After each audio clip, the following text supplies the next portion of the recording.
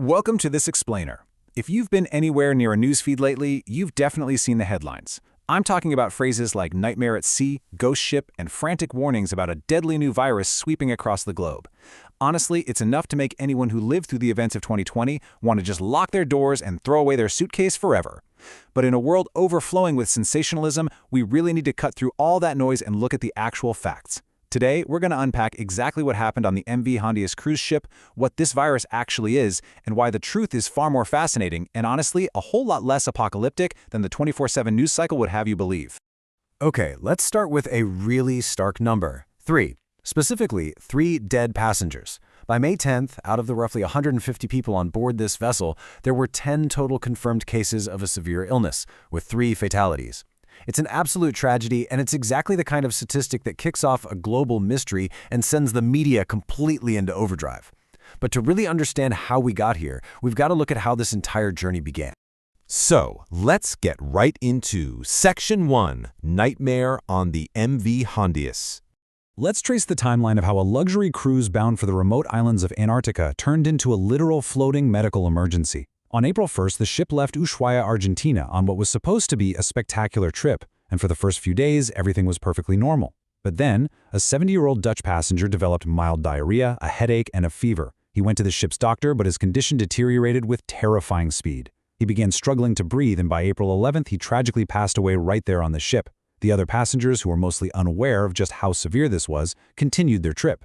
On April 24th, the ship docked at St. Helena, where the man's wife disembarked with his body to fly home. But just 2 days later, on April 26th, she suddenly collapsed at an airport in South Africa and died. Then on May 2nd, a German woman on the ship also passed away. People were dying one by one, and at that point, the World Health Organization was officially alerted. Which brings us to the obvious question on everyone's mind. What on earth was killing these passengers? As the ship was finally permitted to dock in Tenerife, Spain for a medical evacuation, doctors rushed to solve the mystery. To do this, they used PCR testing. Now, you probably remember PCR tests from the COVID-19 era.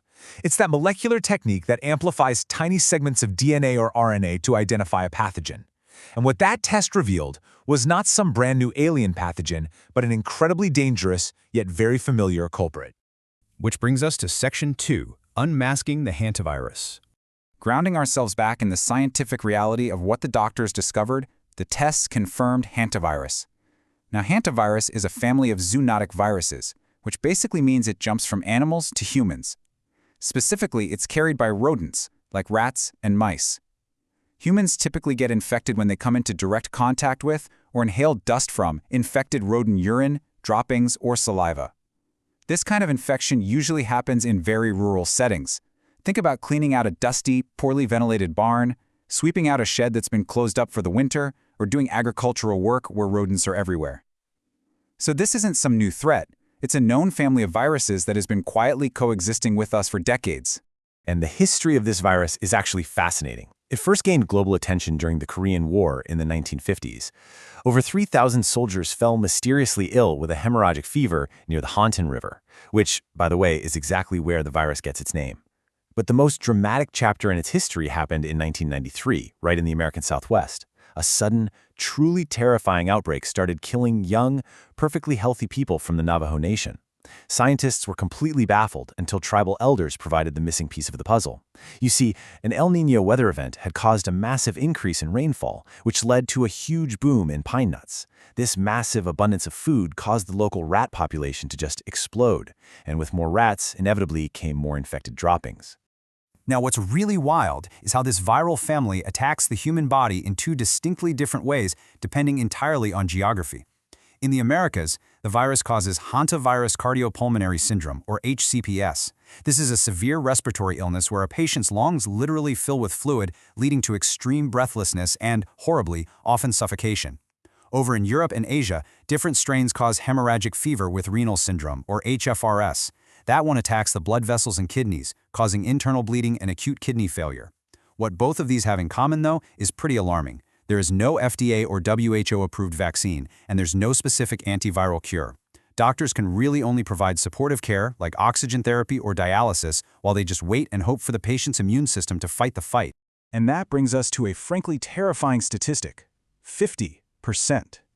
For the respiratory variant found in the Americas, the mortality rate is incredibly high.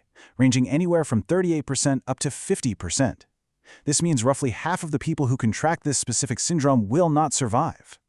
That staggering fatality rate is exactly why, the second the word hantavirus was linked to a cruise ship, global health authorities and the media immediately sat up and paid attention.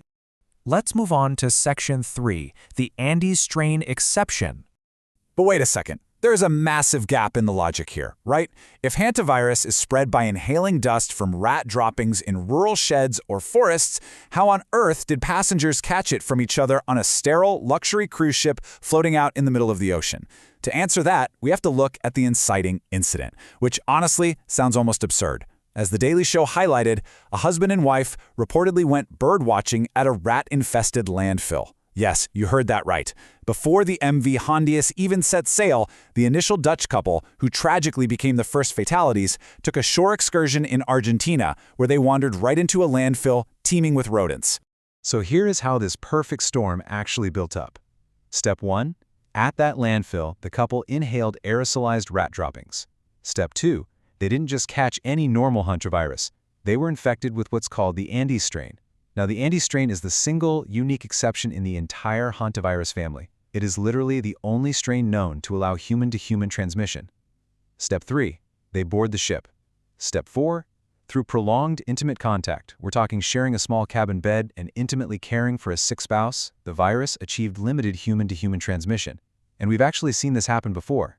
Back in 2018 in Argentina, a single infected person attending a party led to 34 cases of this exact same Andes strain. Now for Section 4, Media Panic versus Reality. You can probably guess what happened next. This perfect storm of events led to a massive global overreaction. We really need to contrast the sensationalized 24/7 news cycle with the calm, structured consensus of the actual global health experts.